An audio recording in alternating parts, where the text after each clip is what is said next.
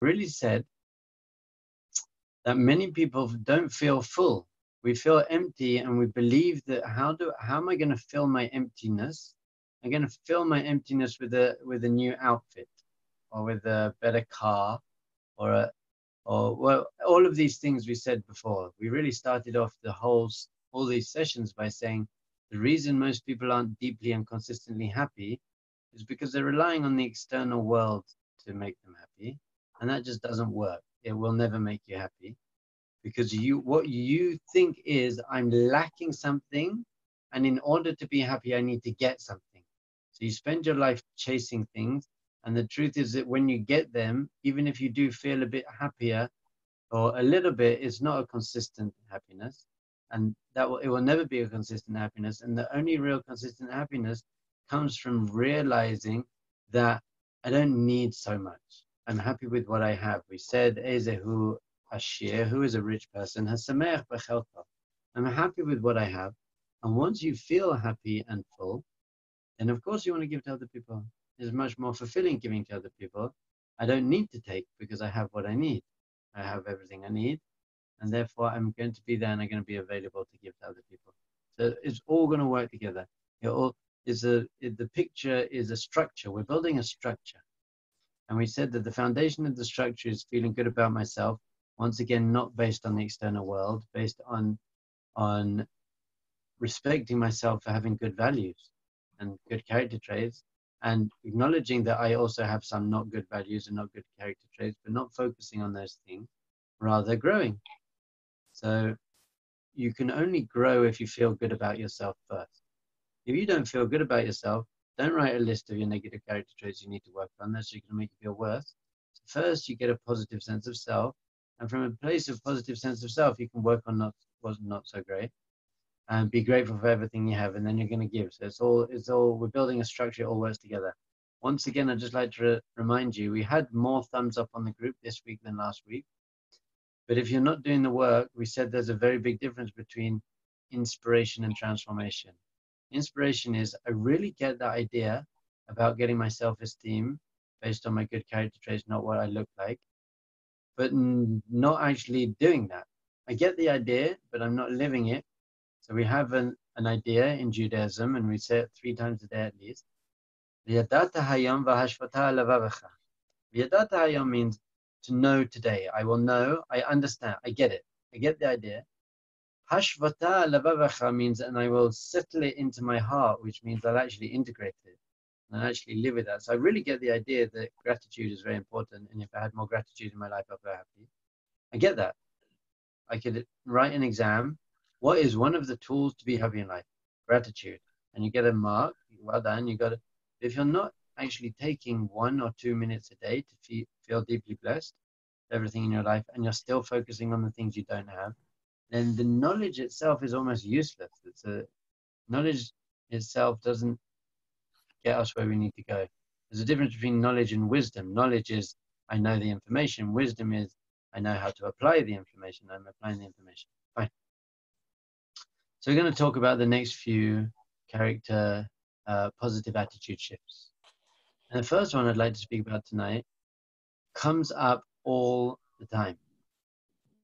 All the time, and many, many people suffer from this, and especially in these days, and that's worrying. And worrying can be amplified, and it turns into actual anxiety. Worry, fear, and anxiety. It's amazing how many people suffer from this. And some people it's all different degrees of this. All different from, some people are just slightly uneasy, and some people are highly anxious. There are very few people who are just okay. I'm okay. I'm okay. Everything's going to be okay. I've got this. I'm sure it will be fine. So we really have to shift away from worrying to knowing that things are going to be okay. Now, that's not easy. There's a really huge, huge attitude shift. But first, what we have to do is v'yadat hayam, and then v'hashvata levavacha. We have to understand intellectually about worry, and then we have to actually live with it, because it's easy to say, okay, don't worry, but it's not easy to do it. So The first question we always have to ask ourselves in any character trait, in any avoda, in any spiritual work is, does this serve a purpose? Is it helping me? So I often speak about positive and negative character traits, positive and negative thoughts. So how do you define positive and how do you define negative? Positive means it's helping me, it's empowering me, it's getting me where I need to go. And negative is not getting me where I need to go. It's not making me happy. It's not helping me process life. It's not serving any healthy purpose. So I hope that people have noticed here that whenever I do my list of negative character traits or negative attitudes like jealousy, doubt, fear, anger, worry, guilt, regret, low self-esteem, I never say sadness. Sadness isn't a negative character trait. Sadness is actually a very healthy character trait, or is a healthy reaction if something bad happens, to be sad, not depressed. Depression is I can't move forward. Sadness is I'm processing this. I feel pain, but I'm processing it, and I'm using the sadness and the tears and the grief to process, and that's a very healthy. You should do that. Judaism, we have Tisha B'av coming up. And Tisha B'Av, you're meant to be sad. We have Purim, you're meant to be happy. We have Tisha B'Av, you're meant to be sad. So we very much honor sadness because it's not a negative thing. But negative character traits are ones that aren't helping you. So let's think about worry for a little bit. Does worrying about something actually help? Does it do anything? Now, whenever I ask these people this question, people jump in and they say, if I didn't worry about my exam, then I wouldn't work for it, and so it does help. So I'm going to give you that. Very, very little bit.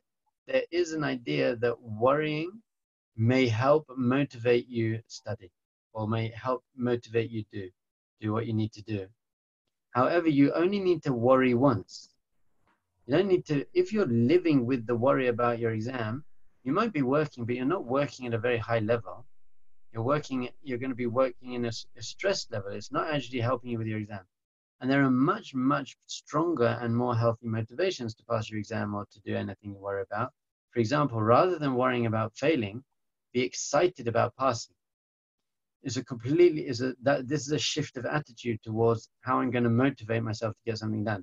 So if your motivation for working for the exam is worry, you're just going to be sick and tired, and you're not going to do so well in the exam. If your motivation for working for the exam is I'm so excited to pass, what amazing opportunities I'm going to have in my life if I pass this exam, your work is going to be much more vital. You're going to have much more vitality. It's a much more positive motivation. But let's take that out of the way. That's the one example where worry might help. But let's really think about it. Worrying, let's go this way. If you worry about something and it doesn't happen, then you wasted your time worrying because it didn't happen in the end. And by the way, most of the things we worry about don't happen. If you worry about something and it does happen, then you also wasted your time worrying. You wasted your time worrying because worrying didn't change it. So if you worry and it didn't happen, you wasted your time worrying. If you worried and it did happen, you wasted your time worrying. And if you worried and it didn't happen, you wasted your time worrying. So worrying doesn't help. It doesn't serve any purpose. I understand that it's easier said than done. So we're going to talk about how to put this integrate it into your heart. But you have to know intellectually at first, I have this line in my head that says, this serves no purpose. It's not helping me. Or Hey love, I totally get you. I think I needed to rephrase that whole entire Instagram post because people who are allowed out the country are only allowed out if they're moving or if it's for studying Portal, I think you purposes need to or mute yourself. work, etc. Like in terms of you can mute our her. current Yeah, law to in mute her. Israel and Israel, they're not just letting tourists in at the Forget moment how to with the do it. virus. So this is just for people who are going because they either Bye have bye. a I'm going to mute program that everybody they're and you can doing unmute or they're yourself, okay? studying there Hooray. or they're moving.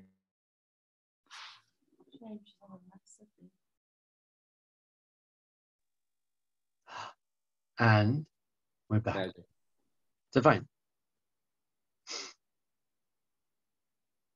So we know intellectually that worrying isn't serving. It doesn't serve any purpose. It doesn't change the situation. If I worry about something, it won't change the situation.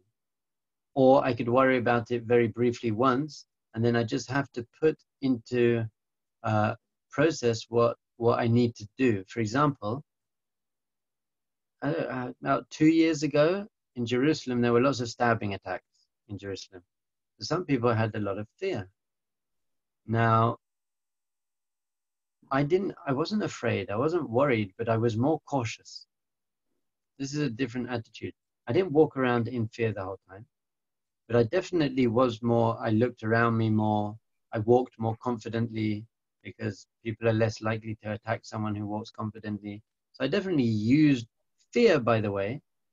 Fear is not necessarily negative either. If you come face to face with a king cobra in a Thai jungle, fear is actually a good thing. I know, I did that and I ran away very quickly.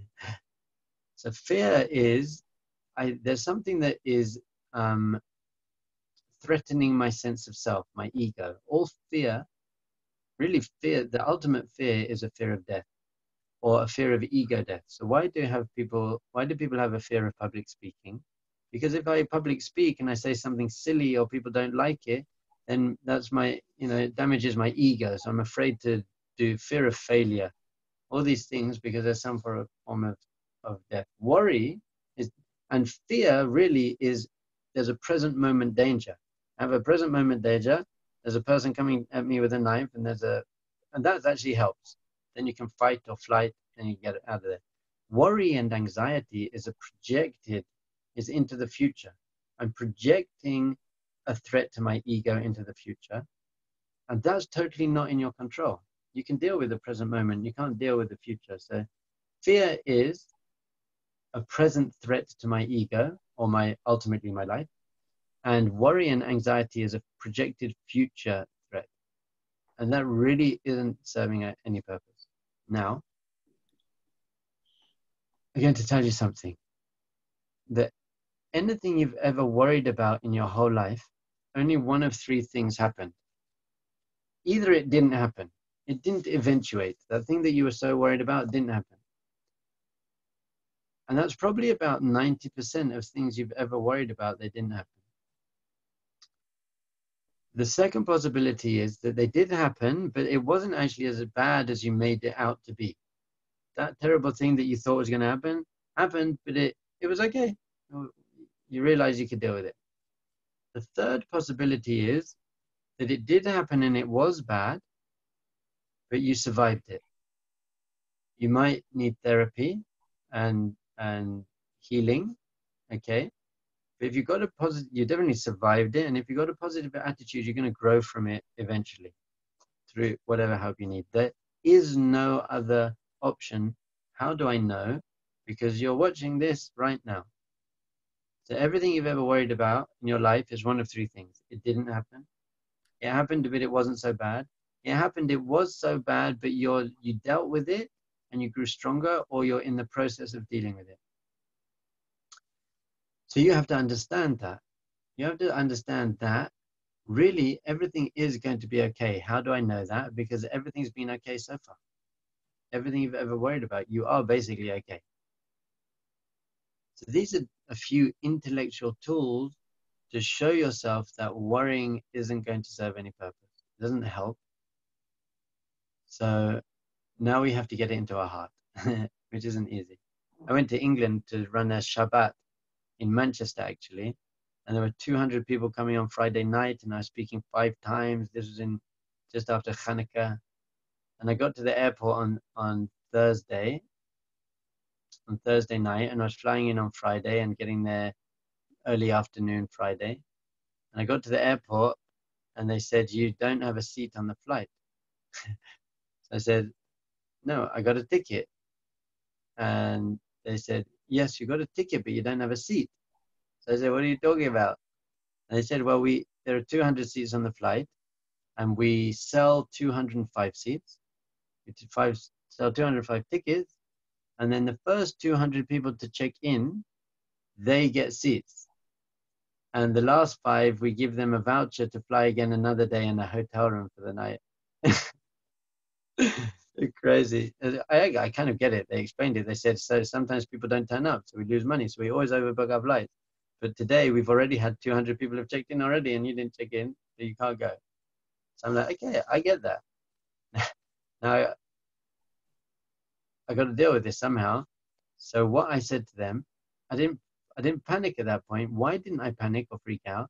Because that wasn't going to change the situation. By the way, I would have panicked and worried if I honestly believed that would have helped. But I don't believe it's going to help. And rational people don't do things that don't help. How about that? Who here thinks they're rational to some extent? Hopefully all of you think you're rational to some extent. No rational person does something that they know for a fact won't help. So you shouldn't worry. What about this? Complaining, moaning, whining. Does that help? It doesn't help. So if you were really rational, you'd never worry or whine or complain. Or anyway, different class. How to stay rational. So I said to them, "What would you do in this situation?" Because so they said you should go through and wait by the gate because maybe someone won't turn up. And I said, "You just said that all 200 people have checked in. Who checks in and doesn't show up?" And they said, "Yeah, not likely, but it's possible that someone won't show up. They'll miss the bus. They'll be late to go." So I went through and I stood by the gate and I had an hour and a half until takeoff. So, by the way, I didn't tell the rabbi of the shul I was visiting yet. So we'll just see how it pans out. If I don't get there, that's it. And so what I did was I was proactive.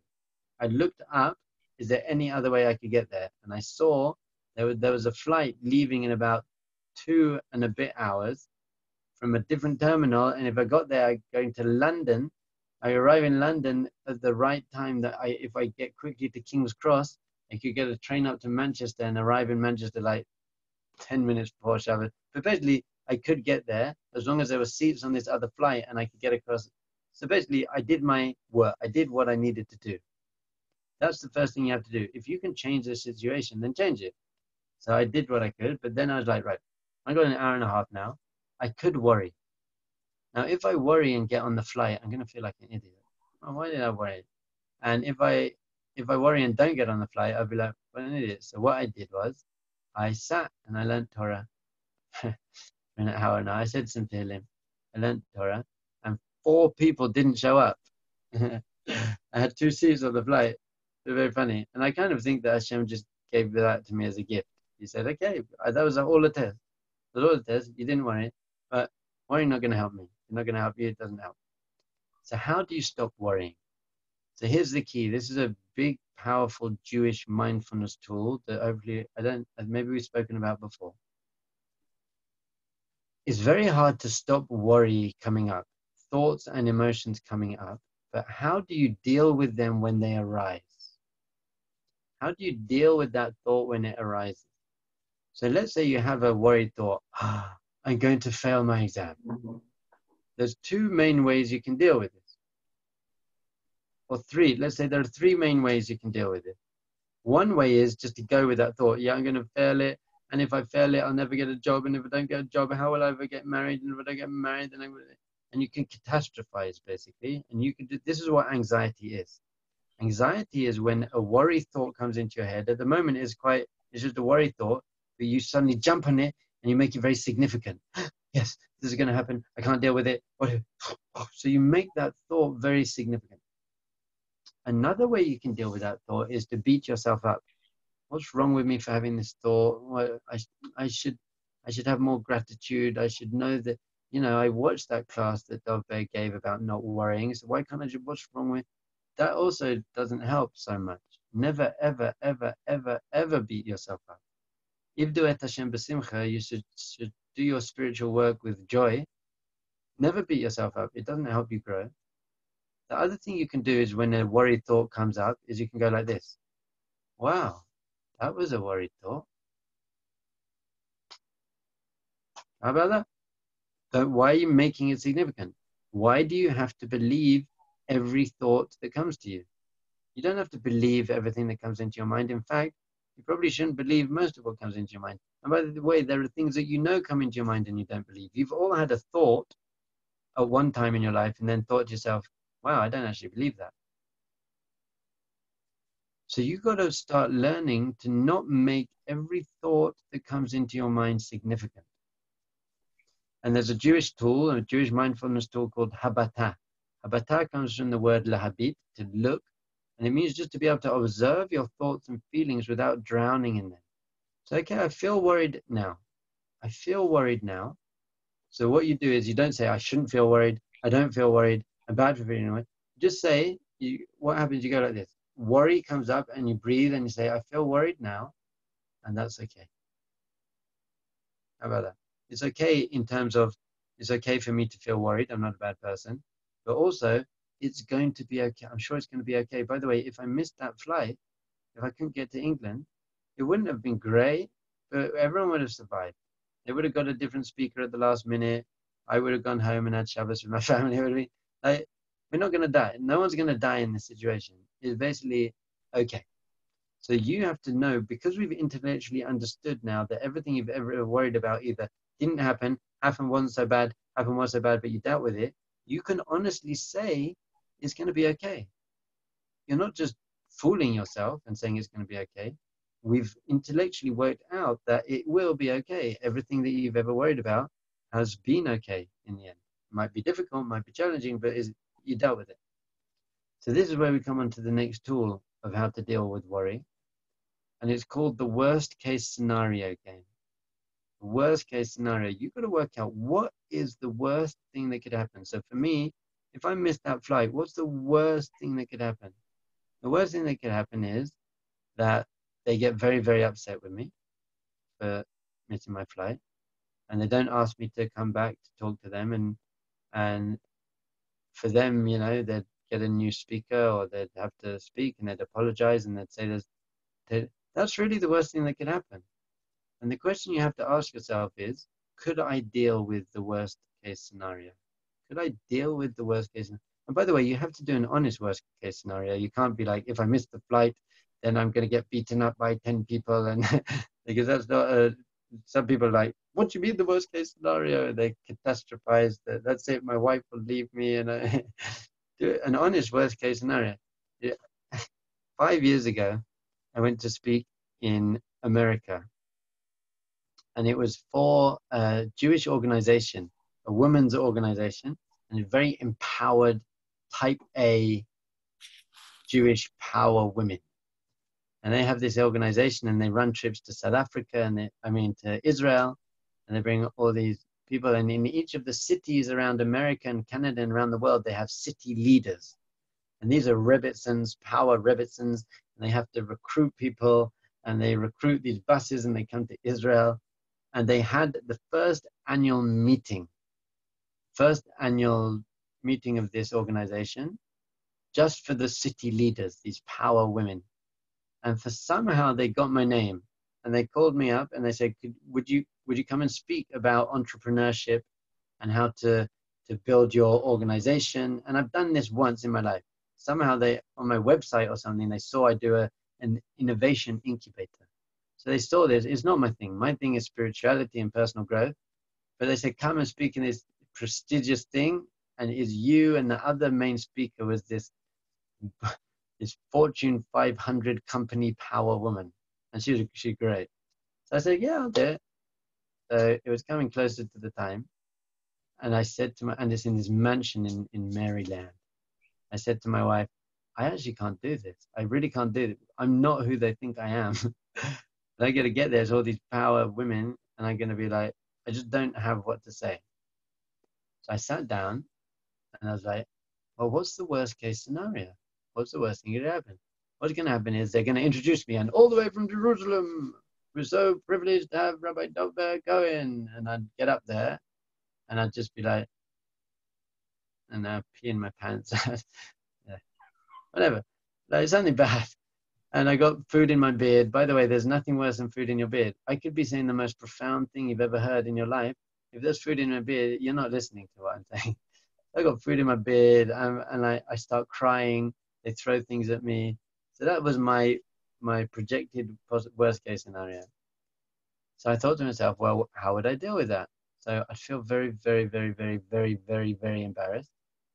And I'd probably lose my reputation as a speaker to some extent. But what would happen is I'd go home and my wife would be there. My wife loves me. And my children would be there. And I'd still have my job, I hope. And a month later, I'd probably give a class called How to Deal with the Most Embarrassing Thing That Could Ever Happen to You. I'd make it good. I'd know I got a positive attitude. So it would be really bad. It would be, but I'd know I'd make good. So once I had in my mind, I can deal with the worst case scenario, I let go of it. Because if you can deal with the worst case scenario, firstly, it never happens. Very, very, very, very, very rarely happens that the worst case scenario happens. But even if it did happen, I could deal with it. So it helped me completely release. I actually went and I did this. It was funny. The first woman, because it was 75 of these women. I was kind of the feminine energy in this conference. So the first woman gets up and she's like, women, you have to stretch yourselves. You got to go beyond. You got to stretch yourselves. We'd now like to introduce Rabbi Dobak. So I go up there and I go, women, you heard what she said. You have to stretch yourself. So if everyone could get up, put your neck to the left and string your arms, I did this whole stretching routine. And they loved it. They were like, oh, thank God. Thank God we got a feminine energy in this room. And it was great and it was fine. I could deal with it.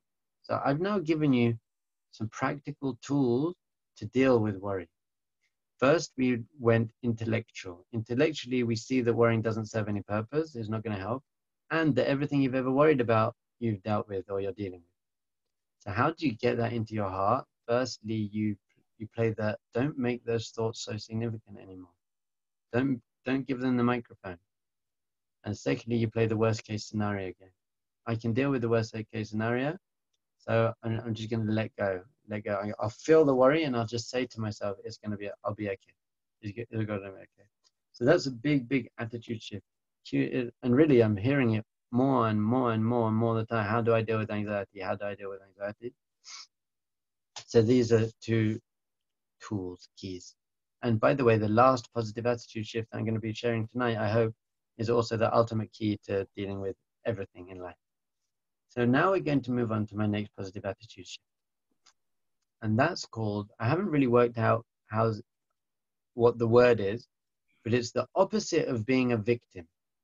I don't know what the opposite of being a victim, being a survivor, being a solution seeker, being a fighter. I don't know, I haven't got the perfect word yet, but it's saying I'm not going to let my external circumstances dictate me. I'm not going to let them get me down. I'm not going to let you get me down. If you're going to insult me, I'm not going to let that get me down. I'm not going to be a victim to that. I'm not going to be a victim. I'm going to choose to grow. I'm going to be a growth-orientated, solutions-orientated. If any of you can think of the word I really am looking for, please let me know.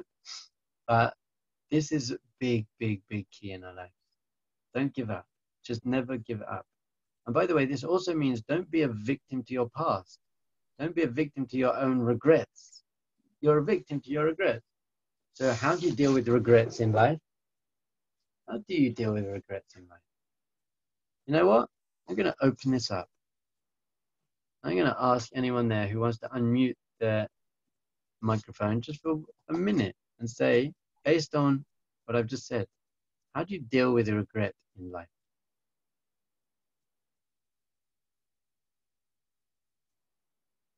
Anyone? And if you've got an answer but you don't share it, you're probably going to regret not sharing it.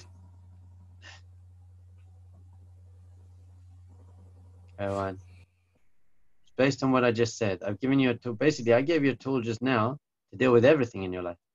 To deal with fear and regret and doubt and fear and jealousy and anger and ego and hatred and everything.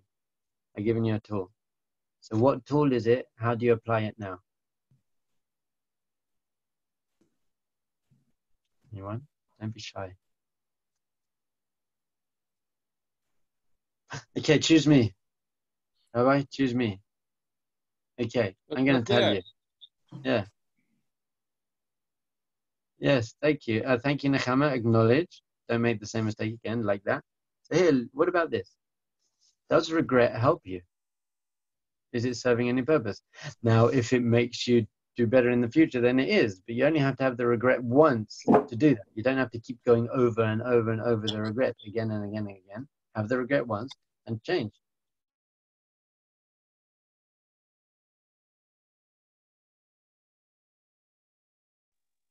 Hello.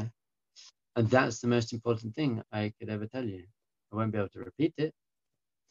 So what happens is when the regret thought comes up, don't make it so significant. That's it. Okay, say to your mind, okay, I hear that. I'll do better in the future. Don't dwell on it. Don't keep going over and over it and moping in it. Just learn to say, okay, I acknowledge that. Fine, I'll do better. I made a mistake. I'll do better. You can feel some remorse if you make a mistake. Feel, okay, I let myself down. I'm going to feel bad for 3 minutes. And after 3 minutes, get up and keep going. So keep going. Don't be a victim to your own mistakes in the past. In fact, if you really do this properly, your mistake turns out to be one of the best things you could have done because you had to grow as a person to overcome your mistake. So that's how you deal with regret, everything. So this is what you need to be trying to do in your life. Always, in whatever situation, by the way, if something difficult happens, have some self-compassion. Have some self-compassion, and you can feel bad and down and worried and sad and regret. But then dust yourself off and get up and go again. It's okay. We're human beings. Someone just wrote to me today. She's really upset with herself because they're in lockdown. She's got 3 children. They're like, Rabbi, I hate myself. I got angry with my children today. I have no time of my own. I have no space of my own. I can't get one of my supplements, my medical things that I need. And I just got angry. So I wrote to her and said, you telling me that you have no personal space, no personal time, and not all your supplements, and therefore you got a bit impatient? You really are an awful person. And she put it in perspective. It's like, okay, so we make mistakes. It's difficult. Life's difficult. Have a bit of self-compassion here. Not easy. So that's the reverse of the Stop taking your mind so seriously. Fine. But then you got to say to yourself, okay, what am I going to do? What can I do? How can I make the most of this situation? This is really how we defined positive attitude in the first place. Positive attitude is focusing on the good and growing from the bad. So this one, for gratitude and self-esteem, that was really focusing on the good. This one is switching to growing from the bad. How do you deal with it when something bad happens in your life? So what Judaism says is lefum tsara agra. Thank you so much for having me. So that means, lefum tsara agra means, according to the struggle, so is the growth. That's how I'm translating it. According to the effort, so is the reward. You don't grow without struggle. If you go to the gym and you pick up a pencil, you're not going to get big muscles. It's going to feel good. It's through your challenges. Everyone says it's not a challenge, it's an opportunity. Okay, great, very cute, but it's true. It's a challenge, it's an opportunity, but you have to have the right attitude towards your challenges. Are you going to let your challenges overcome you and put you down and beat you down? And by the way, once again, if you're human, they might, but get up. Anyone here seen Rocky 4? My whole life is based on Rocky 4. Rocky in general, he just keeps getting beaten up and he keeps getting up. I love Rocky. I'm like, I'm going to do that. I'm just going to keep going, you know? You're going to have, when I was doing martial arts in the East, I was never very flexible. I'm very flexible, but if you wanted to stop me, you'd have to knock me out. I could be bleeding. You mess me up. If I'm not knocked out, I'm going to keep coming. I'm just like, so you're going to be resilient. How about that? That's a good word. Resilience. Is that the word I'm looking for? Don't be a victim. Have resilience. Whatever. It's a beautiful word. I like it. Have resilience. I'm just going to keep going. I'm going, okay, I got knocked down, but I get up again. And I'm a survivor. I want to take it. So put on the music. Put on the Rocky theme tune. And be like, okay, I'm just going to keep going. By the way, the person who beats you up the most is your own mind. It's your own mind. I've taught you how not to make that thought so significant. But everything in your life, things are going to happen. My son was born 3 months early. He was in an incubator. Great. It's a challenge. What am I going to do? Am I going to be a victim? Why me? It's not fair. We said before in Judaism, what's the word for fair in the Torah? Good. There is no word for fair in the Torah because we don't believe in that. We don't believe in not fair. So when I get the thought is not fair, I just say that. How do you say it's not fair in modern Hebrew? Je lo fair. Je lo fair. Not fair. It's not fair. Tell me, anyone here, tell me what purpose does that thought serve? How's it positive? How's it getting you anywhere? It's not fair. It's not fair. That doesn't make you feel better. It doesn't change the situation. Judaism actually says it's not true. We're going to get onto the final positive attitude shift. But it's not even true. So why have that thought? When my electric bike was stolen, I had that thought. It's not fair. I used my bike to do good things, and I lent my spare bike to a poor family so their kids could get to school. And not fair. As soon as that thought came to my mind, I just laughed. I was like, that's not helping. So you got to learn which thoughts to let go of, which thoughts to laugh at. My next thought was like, I hope whoever stole my bike crashes and smashes his face. So what did I do with that thought? I just laughed at the thought of him smashing his face. No. I just laughed. Well, I was like, oh, that's a sick thought. Sometimes I have sick thoughts. I'm not even going to, if I were to share with you some of the thoughts I have, you'd turn off right now. You'd leave the meeting. You'd be like, leave meeting. I'm not learning anything from this sick guy. So I have some sick thoughts. You know what? I'm going to share one today. It wasn't sick, but this happened yesterday, and it's a perfect example of everything I'm speaking about. I have one of my rabbis, one of my rabbis. He's brilliant. He's a philosophy. He answers all the questions you have. Why the Holocaust? He's the guy to go to. So I often WhatsApp him. People write me questions, and I pass them on to him. And I said, "What are your thoughts on this? What do you think about this?" And he wrote me a WhatsApp yesterday, and he said, "Dovber, I feel like you're using me. You just think I'm your personal Google. I'm also a human being. Like maybe you can just have a conversation, like ask how I am." And he was so 100% right, which is annoying. But it's like, you're so right. And I just felt like an idiot. And I feel like I'm a friendly, nice guy, but it didn't cross my mind. He's the guy I asked my questions to. So he was right, 100% right. And I wrote to him and I said, oh my goodness, you're so right. Thank you for pointing that out. I really hear that. I'm sorry about it. And then I got on my bike to go to work. And then a thought comes up. You know what? He's not perfect himself. Hello, wounded ego. How about that? Wounded ego is suddenly like, I gotta fight this. And I'm like, wow. I just looked at that thought. I was like, that is so funny. I didn't beat myself up about it. I didn't say, why are you having those thoughts about him? You know, it's just your fault, because that's making it significant. And I didn't go with the thought. I definitely didn't say, yeah. And I think about all the not great things about it. I immediately clocked. I immediately identified it. I was like, that's called a wounded ego needs to defend itself by putting him down now, because I had that. I just let it go. I was just like, I laughed. I'm not going there. I'm not identifying with that voice. It's not me. It wasn't me. It wasn't me. That's not my voice. I'm not listening to it. Okay. That's a very good example. That's not the sickest thought I've ever had. So you want to be a survivor. I want to be a survivor. I'm a survivor. Who sings that? Don't even tell me. I don't. It is a good song.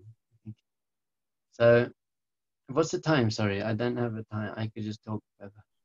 It's about 15 minutes before the hour. Okay. I'd like to tell you a story quickly because it's my favorite story. My son Binyamin. Now, all my stories about my daughter, so I have to get in a son story. My son Binyamin, he's now 6, but when he was 5, and he's small for a 5-year-old, but he does taekwondo.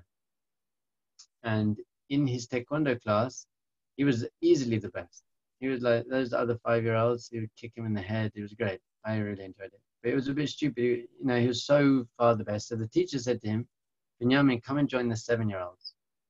And the 7-year-old, by the way, he was one of the smallest in the 5-year-old class. But he was definitely the best. So we said, yeah, let's go and join the 7-year-old. So I took him to Gan, to school in the morning. And I said, Binyamin, you used to be the best in the class. And now you're going to be in the worst in the class. And that's okay. You're not meant to be the best in the class. They're 2 years older than you. They've been training for 2 years more than you. They're bigger than you. You just got to go there. You just got to enjoy it, have fun, and you'll improve by being with them. And he was like, great. So then I went to work, and I could only leave work at a certain time. So my wife took him to taekwondo, and I came and joined 15 minutes after the beginning of the class, his first taekwondo with the big boys. So I walk in there, and I don't see him. Everyone's training. So I look at my wife. I say, where's Binyamin? And she like points over there. He's sitting in the corner with his head in his hands. And I'm like, what happened? And she said, one of the big boys, when he walked in, one of the big boys said to him, you don't belong here. You're too small. So I got my wife to point out which boy that was. And I went over, I kicked him in the head. And a very peaceful man. Anyway, you don't mess with Binyamin. You might mess with Binyamin, but you don't mess with Binyamin's other. He's a black belt and you're 7. Anyway, so I went up to Binyamin and I picked him up and I carried him out. And then he starts crying because he can release his tears now. So we're sitting on the stairs outside the dojo. And he's crying and crying, and I'm like holding him, and I'm saying, I know it's hard. Binyamin, when this happened to me when I was your age, my kids must think that every bad thing that ever happened to them also happened to me. Because I'm always like, when that happened to me. And then so eventually he calms down a bit. And I'm like, yeah, and this is like the moment, the fathering moment. It's like a Hollywood movie. I'm like, Binyamin, there comes a time in every boy's life. And the music starts. He's like, no, Abba, I can't do it. I'm like, Binyamin. So basically said to him, Binyamin, we got 2 choices now. We can go home. That's okay. You can give up and go home. Or you can just go back in there and train. You don't have to be good. Just going back in there, you win. As a victory, just go back in and try your best. And he's like, not so into it. I'm like, Binyamin, don't let what other people say make you feel bad about yourself. Don't let them put you down. If someone says to you, Ata lo yachol, you can't do it, you just look at them and say, Ani ken yachol, I can do it. Ata lo yachol, ani ken yachol. You don't tell me if I can do it or not. I'm choosing that. I'm not letting you dictate how I feel about myself. Ata shum davar. You're nothing. Ani Binyamin Yeshayahu. I was giving you this whole pep talk. It was amazing. The Hollywood music was going. And so he was getting more into it, and he was you could see he was getting empowered. And then Hashem, and this proves that there's a God, because Hashem put into my mind that I have to show him something. I went to YouTube and I showed him the final scene of Karate Kid. My greatest ever parenting moment. But like, Binyamin, I've been wanting to show you something for a while now. Come here, I'm going to show you. It's like, Daniel-san getting beaten up. He's smaller. Everyone's laughing at him. He's injured. I'm like, look at him. Daniel-san, he's down. He keeps getting up. Binyamin. You can do it. And then it's the final scene, like, oh, crane, bam. They lift Daniel up, and I lift Binyamin up. I'm like, Binyamin, you could do it. Get back in there. So he's like, right, we go back in there. So we get to the edge of the training hall, and then he stops. He's suddenly like hit by the, I can't go in on that. And then another 7-year-old boy comes up. And by the way, it was the best guy in the class. He runs up to Binyamin and he goes, Binyamin, come, you'll train with me. I love this guy. I love this other 7-year-old guy. By the way, I gave him a different lesson after that. At the end of the class, and he trained, he was amazing. I got this video of he's tiny, they're this big. Maybe I'll send you it. You can send it. I'll put it in the WhatsApp group if I can find it. But he was brilliant. So I took us all out for dinner afterwards. There's a hamburger place across the road. We went out and I said, Binyamin, do you know why we're coming out for dinner, why we're celebrating? He was like, no. And I go, is it because you were the best in the class? And he was like, no. And I said, so why? And I said, because you didn't give up. You didn't give up. You're a man. You just got up. You said, I'm not letting you define me. I got up and you tried again. You weren't the best in the class, but you won. You won because you tried again. And the other lesson I taught him was, you got to realize there were two guys. There were two 7-year-olds. There was a 7-year-old who put you down, and there was a 7-year-old who lifted you up. And by the way, it was the better martial artist that lifted you up, and the not so good one put you down. Who do you want to be in your life, Binyamin? Who do you want to be in your life? Do you want to put other people down? Who do you think's happier? The guy who put you down or the guy who brought you up? Happy people don't put people down. So who do you want to be in your life? There's a big moment. So that was our story about you want to find the solution. You want to, don't give up. Just keep going and keep going and keep going and keep going and keep going. And you'll get there eventually. Perseverance. Resilience, perseverance, determination, discipline, self-control. These are all big things. And you choose to do that. You choose to do that. Don't let your circumstances choose how you feel. You miss the bus, you can either complain or you can make the most of it. You're going to make the most of things, or you're going to complain. That's focusing on the positive, growing from the negative.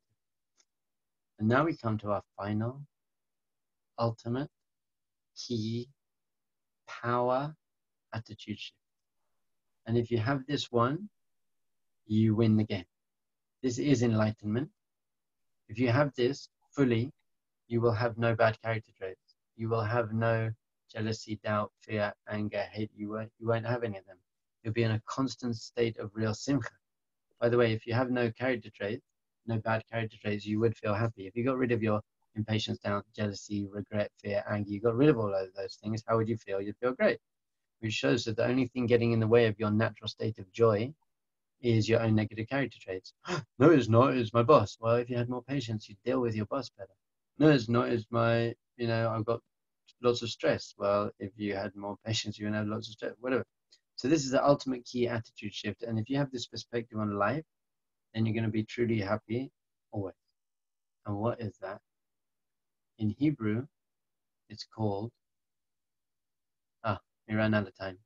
Thank you so much. So we'll carry on next week. So in Hebrew, it's called emunah. Emunah. Emunah.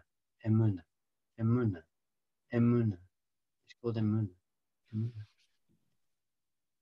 So what emunah means is I have a very, very strong belief that everything that happens, every single thing that happens has a deep meaning and it's for the best. Now this is very, very challenging. We find that hard enough when we bang our knee. But when you've got a son who's born in an incubator, or a father who's diagnosed with cancer, or you've got the Holocaust, or you got bad things, very hard. You can't practice emunah with the hard things first. You have to practice emunah with the little things and build it up, build it up, build it up, build it up. So emunah means is the ultimate attitude shift. Emunah means I know that there's a God. I know that there's a Hashem. And I know that Hashem loves me. And I know that Hashem knows what's best for me. And I know that everything happens in my life comes from Hashem and it's for my good. Very difficult to believe this, by the way. Very difficult to believe this. It's like, you can to some extent, very difficult. And why is that? This is the whole purpose of life. To get to this state of being, to really grasp that, is very difficult. When you first hear it, you're like, yeah, that's nonsense. That's nonsense. You're just saying that to make yourself feel good about things. But we have this very strong conviction that everything has a meaning. Everything has a purpose, even if we can't see it now. And all of us have experienced something in our life that seemed like the worst possible thing that could happen to us. But then it turned out okay in the end. So we spoke a little bit about, sorry, what's the time? About 6 minutes. Okay. 6 minutes to talk about emunah. So we spoke a little bit about pain and suffering. Pain is a feeling. I feel lonely, feel upset, feel angry. Suffering is your mind not dealing with that in a healthy way. Why am I lonely? It's not fair that I'm lonely. I'll always be lonely. I hate being lonely. If I was married, I wouldn't be lonely. My friends aren't lonely. How do I stop being lonely? That's suffering. Suffering is your mind not facing and dealing with your pain. How do you stop pain becoming suffering? Usually the best way to do this is to find the meaning in the pain. find the meaning in the pain. So childbirth is very painful, apparently. I didn't feel anything, to be honest. But childbirth painful is not suffering. Why?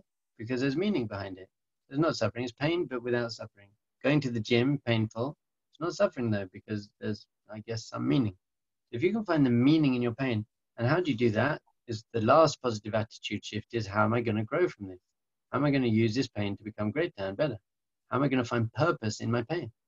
Use your pain to find purpose. I'm going to do something with my pain. If you lose someone you love, then you could set up an organization to raise money to help other people with whatever they had. That you can turn your pain into purpose. But there comes a time when you can't find the meaning. You just can't find the meaning. I have one of my close friends. He had a son, and his son died of cancer when he was 2.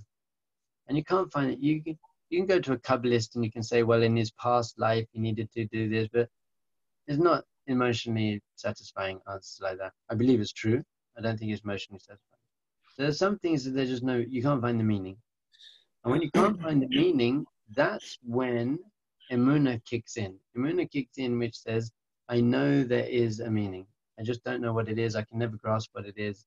My consciousness isn't broad enough to grasp what it is. It's like when you take a 2-year-old girl to have an injection, and it's very painful, and she can't get the meaning behind it. So it's suffering. It's painful and suffering. But eventually, she trusts you. You're her father, and she knows you love her, and she knows there's no way you'd let anything happen to her if there wasn't a meaning. Even though I can't explain to my daughter the meaning behind the injection, she builds up trust in me that I'd never let her go through something that doesn't have a meaning, even though I can't explain the meaning. So to us, our consciousness might not be broad enough to grasp why I have to go through this pain. But once we can understand that there has to be a reason, there has to be a meaning behind it, then you'd not be jealous in everything in your life. If you have emunah, I have everything I need, they have everything I need. I feel good about myself for having the right values. I'm going to give to other people because I have emunah. Lots of people don't want to give because we're worried about losing. So if you have emunah, you're going to give. All of the other character traits, all of the positive attitude shifts, if you have this one, if you have emunah, if you really have emunah, you have no fear, doubt, jealousy, anger, hatred, low self-esteem. You don't have that anymore. So maybe we should really run a whole session on how to build emunah. That might be a good thing. So we're going to finish here. I'm always open to questions, dbcohen@edge.com, but very quickly, the 6 positive attitude shifts you want in your life. Number 1 is positive self-esteem. Focus on what's good about your character traits and yourself. Number 2, gratitude. Focus on what you do have, not on what you don't have. Number 3, be a giver, not a taker. Number 4, worry. Don't worry. Know that it's going to be okay. Number 5, be a fighter. Be resilient, solution seeker. Number 6, emunah. Know that everything has a purpose. Everything's for the best. It's all coming from a loving source. However difficult that might take to swallow, that's what Judaism believes. And B'ezras Hashem, we'll carry on next week. Any questions in the last couple of minutes we have?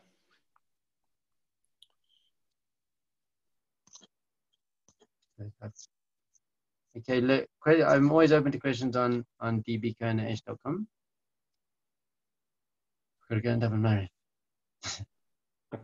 Thanks very much. Good night, everybody. Have a great week. Next week will be the last session from this webinar, and some great things to announce what's coming after that. But just stay tuned.